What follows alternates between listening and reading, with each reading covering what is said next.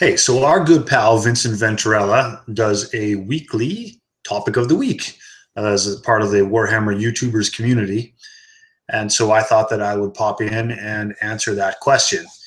Now, the question posed this week was, do you repaint models? Would you repaint models? If so, why? And if not, why not? So here goes. The question is, do I do any of that stuff? Do I repaint them? No. Am I interested in repainting them? No. Do I think I will repaint any of my models in the future? No. So that could be the end of the video, as a quick answer as that, but it's probably worth getting into a little bit further. So what I thought of when this came up is well, why don't I do that? Well, probably first and foremost is the fact that it's a chronicle. Part of the reason I do this YouTube channel in the first place is to chronicle hobby activity and show progression. So I like to every now and then look back upon what I've done and makes me sometimes feel better about where I've come to. Sometimes it makes me feel crappy that I have not progressed, but that's a different thing. So rather than just stare at me while I ramble, let's go on a little bit of a nostalgia tour for Kieran and probably a little bit of new exploration for you that are watching. So popping up the old screen sharing unit here, and we're going to go to the way back days. What you're looking at here is a late 90s effort of me. My first army was Lizardmen, and I slapped the colors on. Oh boy. So the kind of things that we see on here is a lot of gaudy color choices, but more predominantly, I was using some pretty poor paints at this time. I was just going to the craft store and getting crappy dollar paints that were layering on thick and grainy, and you can really see that on here. Also, the nature of the paints they're pretty waxy. These are varnished afterwards, and that's why they're so glossy, but even without that varnish on there, they would appear waxy anyway and look ridiculous. There's not a lot of definition between color blends, like where it goes into the belts around here, and if we look back upon these vials with ropes holding them all together,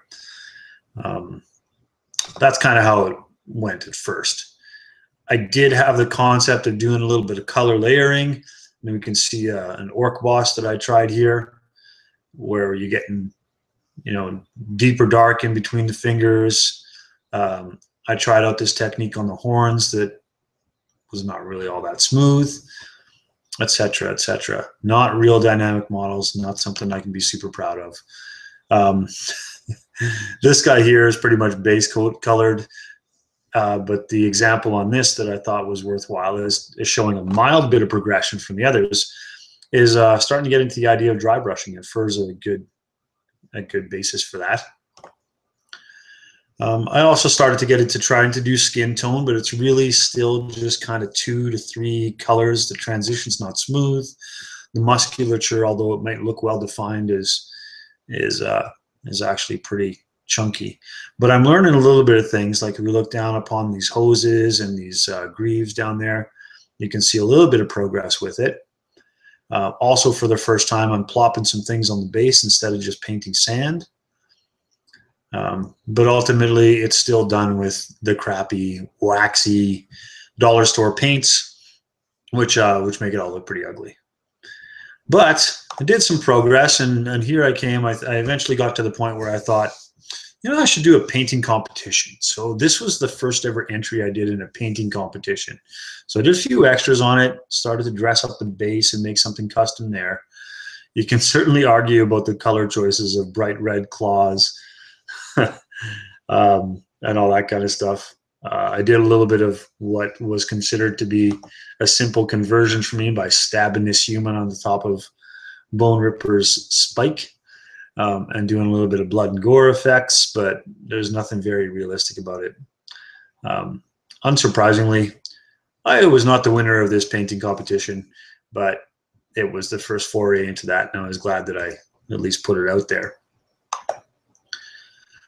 So then we did some transition into the world of 40K a little bit after that, and really this was a pretty simple thing to work from. There's nothing more than just general base coats on here, but there was a little bit more brush control on. I think I ended up tidier and started to tidy up my painting. But again, nothing spectacular about the material that I was working on throughout these things.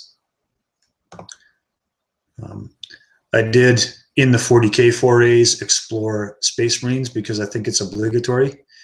The things that I progressed at here, I think, was a little bit more brush control to be able to do some edge highlighting on the armor plates. They're not super clean, and they're certainly better now than they have been. But also the other things that I kind of did here was using what is the gemstone effect to do some eye glow. What I don't think was good progression was metallic. I'm not really doing much of anything exciting with that. Just varying layers of dry brushing is really all that's happening there.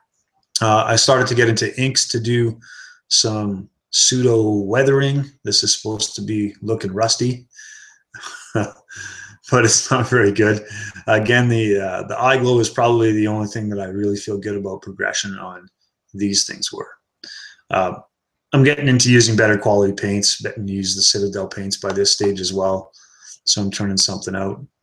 And I'm also in this model here starting to adventure a little bit into doing this scripting and scrawling. This is my first attempt at doing fire effects, I think, on any kind of flat surface. And I did a little bit more on this guy. Again, doing a little bit of scripture here with using light paint and inks, that kind of thing. So came around through the 40K world that I thought I might try yet another painting competition, and this was the subject matter for that. I was doing the thing that I guess I'm a little bit proud of in the progression here is this is all, none of this is the pens like I use these days to draw this and do these diamond patterns. That is all, that's still all brush. So I'm starting to get some good brush control, and it takes a few attempts to get them. None of these things are really all that uniform. You can see the shape changes a little bit, but it felt okay to do. Also, painting up from blue into white with a combination of inks and soft layering was a good bit of progress. I think that I got somewhere with that and started to learn a bit of layering, but it still has a long way to go. You can see that there's a lot of spots around the head that it's chalky and not very smooth here. But anyway, that was the 40K adventure. With doing scripture and that kind of stuff and the brush control, this is actually a really good exhibit of it, because this, again, this is not pen. This is all brush that's done that. Where I approach these things, I kind of draw something out on paper first, and then I see if I can replicate it with a brush, and then once I can do that, I can bring it here to the model to paint it on there. I was also experimenting a little bit with ink washes for weathering on this kind of thing. So we got some greens and purple ink washes in there to sort of vary the color of what would otherwise be a rotting looking wood. Actually, funny story about this model. This is now owned by the Sustainable Center, or maybe he's shipped it off since I gave it to him, since I got it in his hands a year or so ago. But that's now his for his Carnival of Chaos. Down the road of progress a little bit more. These are some wood elves that I did, and I think that the definition between color transition got a little bit better for me once I was getting into these areas. Skin tone is arguably a little bit better. I'm getting into doing eyeballs on tiny models nowadays. You can see them in there. So the eyes are done. Obviously, we've still got a long way to go. Doing a little bit more with basing than I ever had before with the wood elves. Metallic is still lacking, I suppose, is a way to look at it.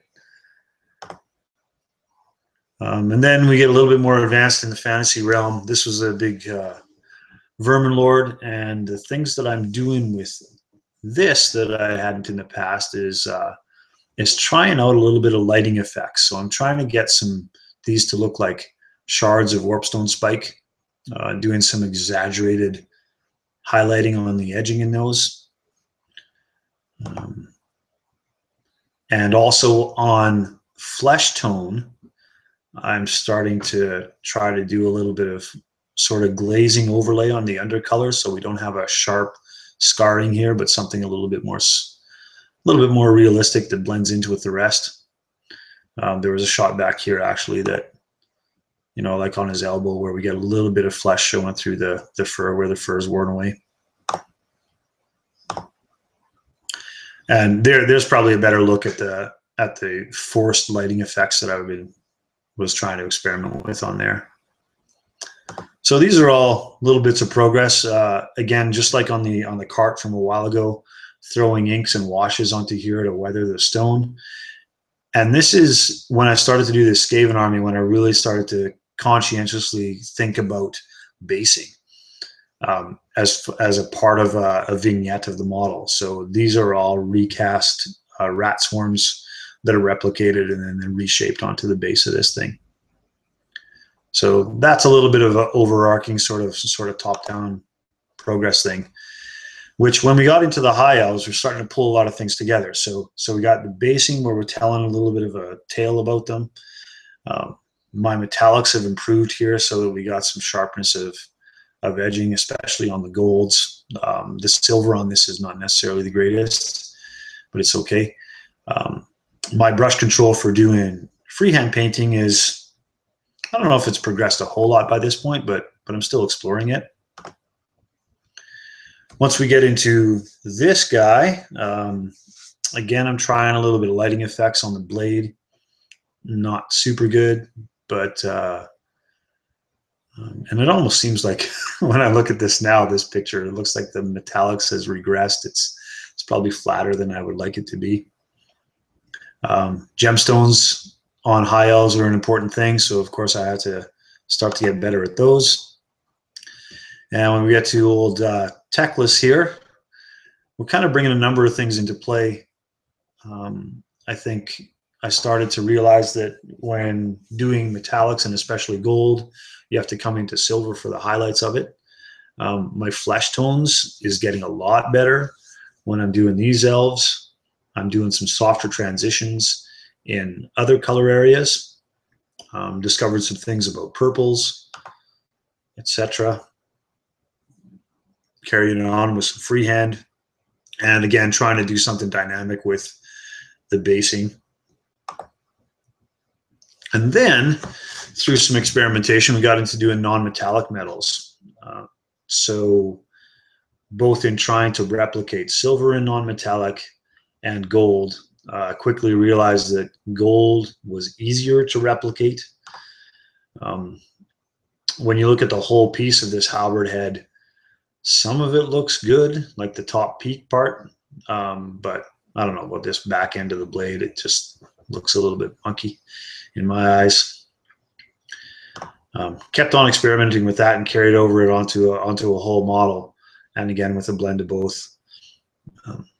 Once again, I think I probably don't need to tell you this, but the gold feels way better than the silver, which I only did on the scale armor here. I kind of tried to minimize it because I realized that was a trickier thing for me to do that I wasn't quite handling well.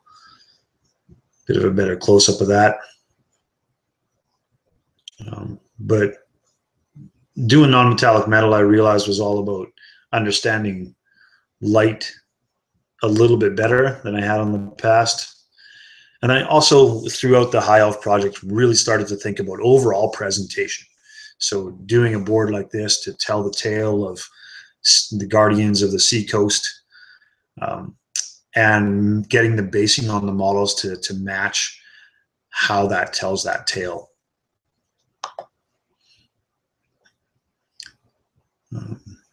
Yeah, so there's another shot of that to give you a more realistic idea of what I'm trying to achieve with it as an overall army presentation. So we're going from just getting the paints to work to experimenting a few things with it, to doing the bases to augment the model, to doing the whole army to augment everything within it. So that's sort of the progression that I've come to. Now, in most recent years, the last couple of years, I've been venturing into Malifaux, and this has been an opportunity to not paint armies, but to paint individuals. And what I've tried to approach with in these things is to, because there's a lot of fabric, to do smooth transitions of color. So I'm doing a lot more layering and more watered down paint and thin paints to get the transitions between the color a little bit easier. Also thinking about presentation with these backdrop bits behind the geisha girls. And again, here more presentation thoughts with Yan Lo raising up this arm zombie out of the ground and building up more textures on the basing to reflect that. And then still experimenting with some imaging on freehand painting on there. So here's another lighter shot, but again, the goal with this is to have smoother transitions of color, but still enough contrast within robes to give you something good to look at. And this is more closer. This is the recent stuff from 2015 that I've done. Getting more rich tones in wood for those first times. And then on the bottles here is where I'm exploring a little bit more of the study of light and how, you know, if a half full beer bottle sloshing around would look from a lighted angle. That's what I'm experimenting with that. Again, trying to do smooth color transitions in fabric and skin tone. These are a little bit out of focus, I think, so it doesn't reflect it as well as it does in real life, but I certainly feel like I've made progress there. And come together with presentation of the bases as well. So there's kind of the full circle, and this is more recent stuff where we have forced lighting effects on the mask up here. We're getting transition of color, especially on the yellows and that kind of thing. So ultimately, I guess that's the goal of all this, is to show progress. And as I was saying before, without doing repainting, it's still worthwhile to look back upon that, you know, from where brush control was to where brush control is now, from your ability to dry brush to get highlights to blending to get highlights. And that's predominantly the reason why I don't repaint models. I can just paint the next model and compare it to the last one to see that progress and to see it build. So that's my thoughts on that. That's the answer to the question of the week. Why don't I repaint? Well, then there you have it. I'm sure that you all have your own views on this. If you want to sort of pony up and share your thoughts within this below, but also if you haven't, once we're done here, maybe go and look at Vince's. I'll put it as the link down below here so that you can follow and get his thoughts, and he will, as he always does, links other people's thoughts to the very same thing. So I'm going to say farewell. Thanks for tuning in, and more thoughts sometime in the future.